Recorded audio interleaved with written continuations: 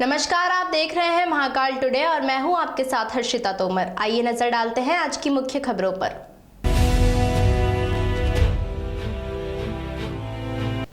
तराना marketing society पर खाद वितरण के दौरान किसानों पर किए गए लाठीचार्ज का 28 सेकंड का वीडियो सोशल मीडिया पर जमकर वायरल होने के बाद हड़कंप मच गया है।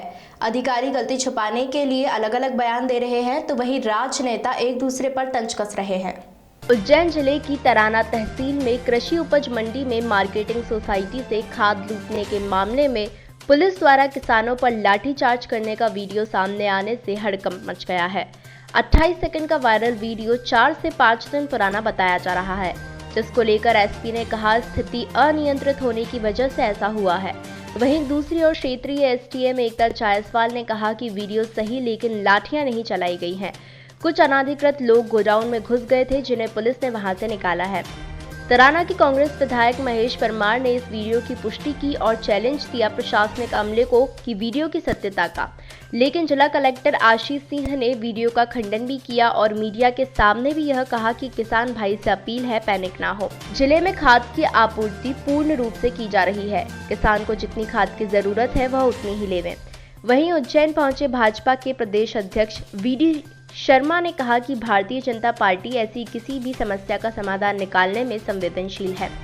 पुलिस कर्मियों पर एक्शन के सवाल पर कहा भाजपा बहुत संवेदनशीलता के साथ ऐसे मामलों में काम करती है। इस पूरे मामले का वीडियो सामने आने के बाद बात की तो पहले कहा कि मेरे संज्ञान में नहीं है, मैं देखता हूँ, जिसके बाद दोबारा पुष्टि करते हुए बताया कि भीड़ अनियंत्रित हो गई थी, जिस वजह से ऐसी स्थिति बनी।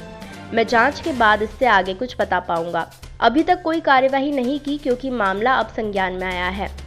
मामले में जिला कलेक्टर आशीष सिंह ने कहा कि जो वीडियो वायरल किया जा रहा है, मैंने पता किया है, अभी का ऐसा कोई वीडियो नहीं है। यूरिया की सतत आपूर्ति बनी हुई है। किसान भाइयों से मैंने पहले भी अपील की है कि जितनी जरूरत है उतनी खाद लें, पैनिक ना हो। 6 से 7 दिन पहले 2 रैक यूरिया की हमारे पास आई थी, जिसके बाद अभी एक और रैक आने वाली है। जो लिक्विड फॉर्म में यूरिया है वो भी हमने अलग अलग सोसाइटी के माध्यम से पहुंचाई है। खाद की पर्याप्त आपूर्ति बनी हुई है।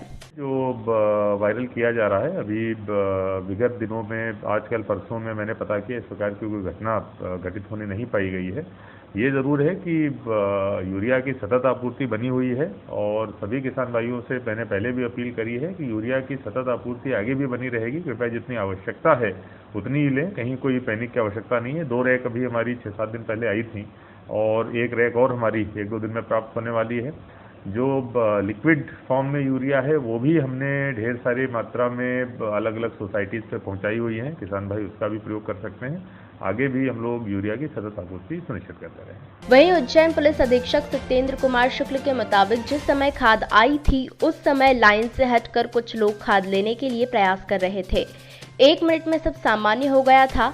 आई गंभीर कोई घटना नहीं हुई है। उस समय जब खाद आई थी तो उस दौरान ये इस तरह की कुछ लोगों ने कोशिश की थी कि उसको लाइन से हट के, जो लाइन बनी थी उससे हट के करने का प्रयास किया था और तत्काल ही 1 मिनट में व्यवस्था बन गई थी। कोई ऐसा गंभीर विषय नहीं था। दूसरी ओर तराना से कांग्रेस विधायक महेश परमार का कहना है कि शासन प्रशासन खाद की कालाबाजारी रोकने में नाकाम है। पुलिस डंडे बरसा रही है, किसान परेशान है। घटना के समय तराना मार्केटिंग सोसाइटी में किसान सुबह से भूखा प्यासा लाइन में लगा था, जिस पर बर्बरता पूर्वक लाठीचार्ज किया गया। इसका हम विरोध करेंगे। वीडियो 100% सही है। भाजपा की सरकार और उनका प्रशासन नाकाम रहा है। व्यवस्थाओं में जब किसान लाइन में लगे सुबह से खाद के लिए खड़े थे, पर्ची बांटने के चक्कर में इन पर लाठियां बरसाई गई, जिसके बाद मुझे सूचना मिली। मैं मौके पर गया, मैंने एसडीएम को बुलाया और हमने लाइन दोबारा लगवाकर खाद बंटवाया। और कलेक्टर साहब और एसपी साहब से कहना चाहता हूँ, सब दूध का दूध पानी का पानी हो जाएगा जब मेरे साथ मौके पर जाकर आप देखेंगे। किसानों को भगवान मानने वाला मामा लाठी चलवा रहा है। कांग्रेस इसका पुरजोर विरोध करती है और हम किसानों की यह लड़ाई यहां से लेकर सदन तक लड़ेंगे। मैंने पूर्व मुख्यमंत्री कमलनाथ के भी संज्ञान में यही बात रखी थी। ये तराना मार्केटिंग सोसाइटी का वीडियो है। हमारे किसान भाई सुबह से शाम तक भूखे प्यासे हजारों की संख्या में वो खड़े थे और जब अव्यवस्थाओं की बात हुई, उनको पर्ची बांटी गई और खाद लेने की बात लेने गए तो उनके साथ बर्बरतापूर्वक लाठीचार्ज किया, उनके साथ मारकूट की गई। ये तराना मार्केटिंग सोसाइटी का मामला है। हम इसका पुरजोर विरोध करते हैं और किसान भाइयों के न्याय के लिए हम लड़ाई लड़ेंगे, कांग्रेस पार्टी और हम सब लोग मिलकर। आगे की रणनीति अभी हमने उज्जैन कलेक्टर साहब को अवगत कराया। उसी समय जब ये मुझे जानकारी मिली तो मैंने तत्काल उस समय एसडीएम को बुलाया और सुचारू रूप से किसान भाइयों की लाइन लगवाई और जो खाद मार्केटिंग सोसाइटी में था वो हमने वितरण किया। मैंने कमलनाथ जी को भी अवगत कराया और सड़क से लेकर सदन तक अभी शीतकालीन सत्र में भी इस बात को हम ताकत के साथ उठाएंगे और कलेक्टर साहब को भी अवगत कराया और माननीय हमारे प्रदेश कांग्रेस के अध्यक्ष आदरणीय कमलनाथ जी को भी अवगत कराया। और जिला स्तर पर अगर किसानों को न्याय नहीं मिला और खाद की आपूर्ति नहीं की गई तो हम जिला स्तर पर आंदोलन करेंगे। पुलिस और जिला प्रशासन के लोग इस वीडियो को 1 साल पुराना बता रहे हैं। आप तो यहाँ आकर देख लें, अगर 1 साल पहले वीडियो, आजकल सोशल मीडिया का ज़माना है तो 1 साल पहले वीडियो कहाँ छिपा था, ये अभी 4-5 दिन पुरानी घटना है। मैं खुले रूप से चैलेंज करता हूँ, उज्जैन में जो पुलिस प्रशासन के जो अधिकारी और जिला स्तर के जो अधिकारी दावा कर रहे हैं कि पुराना है, मेरे साथ तराना आकर देख लें कि कहाँ का कब का है। मैं दावे के साथ कह सकता हूँ कि ये अभी तराना मार्केटिंग सोसाइटी का वीडियो है और ये अभी की घटना है, ताज़ी घटना है।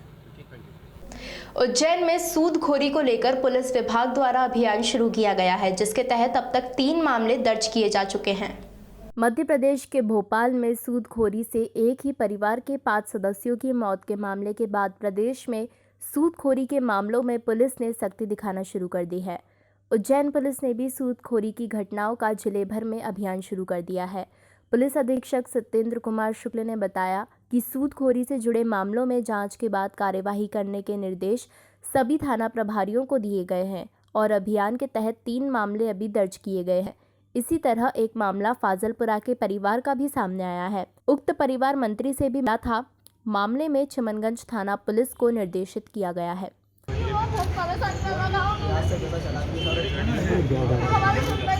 वो थाने जाते हैं तो सामने साले कुछ और लगा के उसको कहते हैं ना कि आपके खिलाफ क्या चिमनगंज जाते हैं तो हमारी मदद करो सर, फोन करें साहब।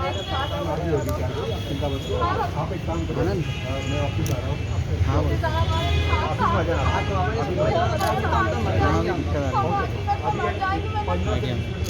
शासन की एक प्राथमिकता है सूदखोरों के खिलाफ एक विशेष अभियान चलाया जा रहा है। हमने भी इस कार्रवाई को एक अभियान के तौर पे लिया है और आपने ध्यान दिया होगा कि 2 दिन पहले हमारे 3 प्रकरण दर्ज हुए थे और हमने पूरे ज़िले में इस तरह की जितनी भी शिकायतें हैं उनका पुनर्परीक्षण करा रहे हैं और पुनर्परीक्षण करा के जो कार्रवाई योग्य प्रकरण है उसमें हम कार्रवाई के लिए आगे बढ़ रहे हैं। आपके चैनल के माध्यम से मैं आम जनता से अपील करूँगा कि ऐसे लोग जो जेन्युइन ऋण दिया है इनने और उनको किसी भी तरह से कोई सूदखोर अगर परेशान कर रहा है तो उसकी शिकायत के लिए हमारे पास आएँ। हम उस पर लगातार कार्रवाई हमारी चल रही है और उनको भी रिलीफ मिले, यह हमारा प्रयास रहेगा। साथ ही हमने नगर निगम से जानकारी मांगी, चूँकि सामान्य तौर पे जो ऋण देने का काम है उसका एक रजिस्ट्रेशन होना चाहिए। नगर निगम में रजिस्ट्रेशन होता है, नगर पालिका में रजिस्ट्रेशन होता है। पूरे ज़िले में हम इस तरह के जो कर्ज देने वाले लोग हैं जिनको साहूकार कहा जाता है, साहूकारी अधिनियम के अंतर्गत जो रजिस्टर्ड है उनकी सूची भी प्राप्त कर रहे हैं। उससे अतिरिक्त अगर कोई इस तरह के धंधे में काम करता पाया जाता है और गलत काम करने में लिप्त रहेगा तो उसके खिलाफ हमारा अभियान ये चलता रहेगा।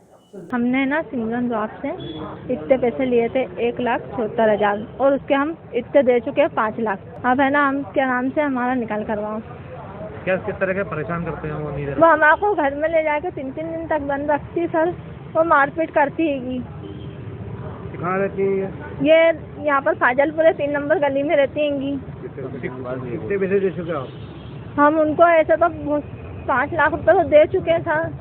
थोड़ा थोड़ा करके हमने 5 लाख रुपए दे चुके हैं सर और हमारे पे इतना हमने दूसरों से ले लेके इनको दिया है। कितने % का ब्याज और कितने हफ्ते में लेते हैं? 5,000 रुपये 1,000 रुपये हफ्ता सर। तो आप खुद लगा लेना 5,000 से 1,000 रुपये हफ्ता सर। थाने में शिकायत करते हैं तो क्या बोलते हैं? वही कहते हैं कि तू चल मेरे साथ में। माँ तक के पहली बार तो पहुँचने नहीं देते हैं। कहते हैं कि तू चल, हमारे तो जितने भी थाने पे सब हमारे पे चल रहा है। महाकालेश्वर मंदिर में बिहार से आए एक श्रद्धालु दंपत्ति के साथ अभद्रता की गई। वहां तैनात एक पुलिसकर्मी ने उनसे लोटा छीनकर उन्हें वहां से रवाना कर दिया। विश्व प्रसिद्ध ज्योतिर्लिंग महाकालेश्वर मंदिर में बिहार के श्रद्धालु के साथ अभद्रता का मामला सामने आया है। श्रद्धालु दंपत्ति आज सुबह दर्शन करने और बाबा महाकाल को जल चढ़ाने के लिए यहां पहुंचे थे। श्रद्धालु ने आरोप लगाया है कि उसने 2 पीतल के लोटे खरीदे और बाबा महाकाल को जल चढ़ाने के लिए मंदिर में प्रवेश किया तो पुलिसकर्मियों ने अभद्रता करते हुए लोटे छीन लिए। हालांकि यहां खास बात यह है कि अन्य श्रद्धालु मंदिर में जल का लोटा लेकर प्रवेश हैं और उन्हें जल भी चढ़ाने दिया जा है। हालांकि मंदिर समिति की ओर से ही जल चढ़ाने के लिए गर्भगृह के बाहर व्यवस्था की गई। बारी लगी तो श्रद्धालु को दोनों लोटे वापस दिए गए, परंतु श्रद्धालु जल चढ़ाने से रह गया। उक्त श्रद्धालु बिहार के सासाराम से दर्शन करने उज्जैन आए हुए थे।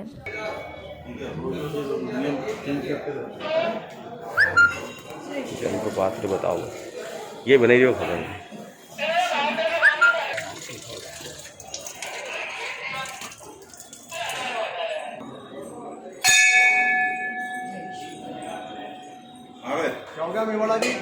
और 10 नंबर में पुलिस मेरा लूट के लिए लिया, पुलिस वाले ने लोटा ले लिया। लोटा ले लिया।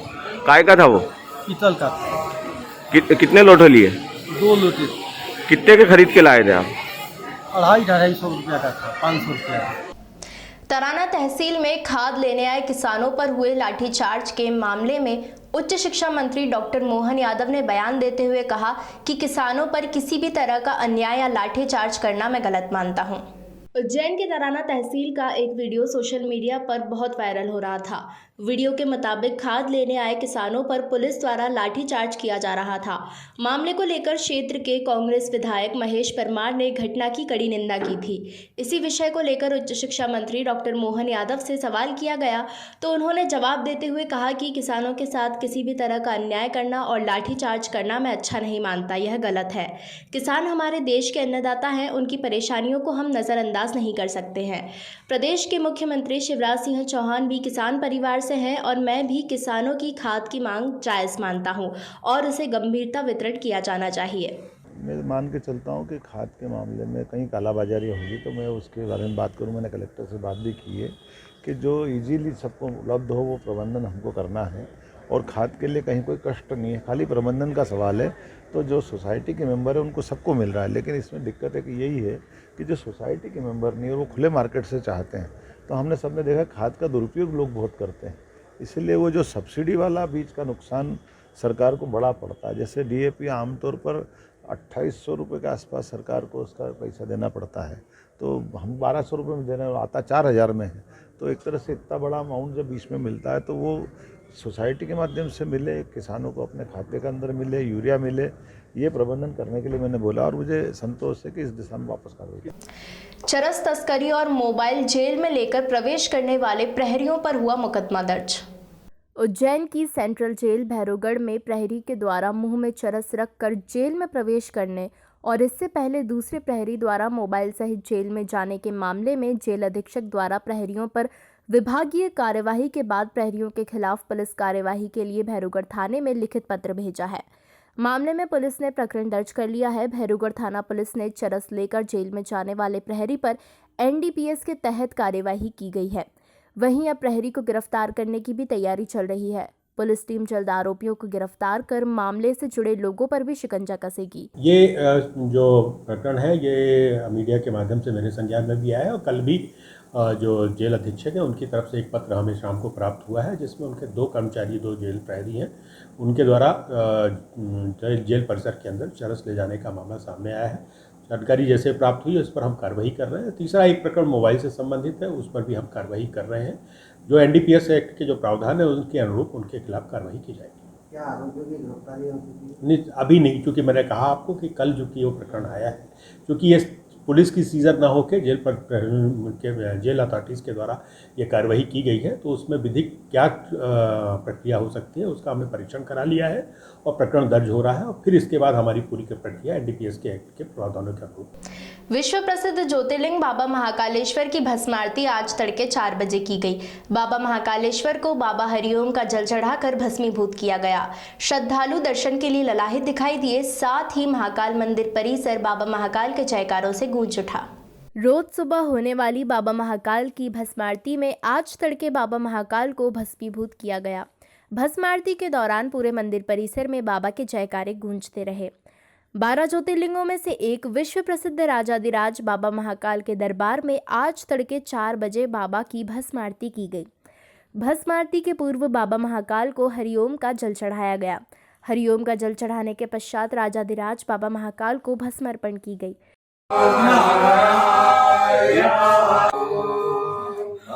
Hallelujah.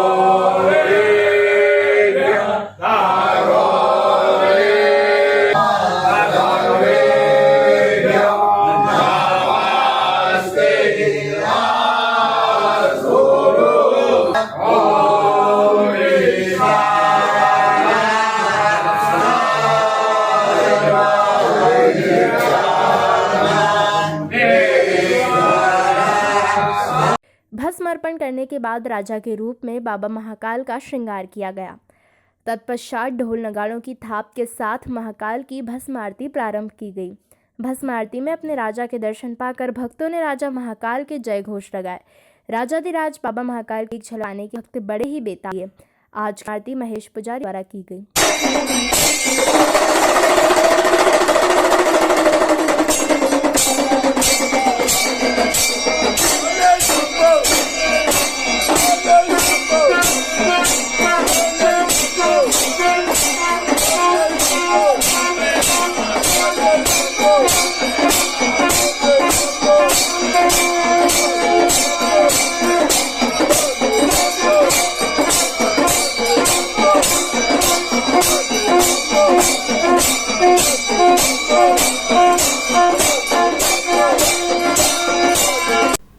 इस अंक में फिलहाल इतना ही। अगले अंक में फिर मुलाकात होगी। तब तक के लिए नमस्कार।